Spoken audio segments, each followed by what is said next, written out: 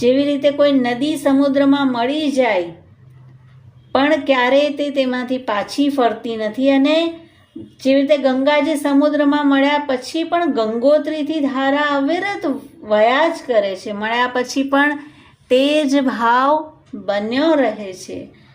અને તેમાં પ્રસંગ આવશે, એક સમય પરાસોલીમાં કુંભનદાસજી ખેત પર બેઠા હતા, પાસે શ્રીનાથજી ખેલી રહ્યા હતા. ત્યાં ઉત્થાપનનો સમય થયો.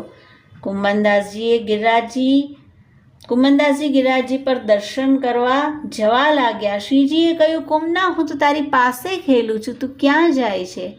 કુંભનદાસજીએ કહ્યું, મહારાજ, અહીં તો આપ વિશેષ કૃપા કરી સાનુભાવતા જણાવો છો.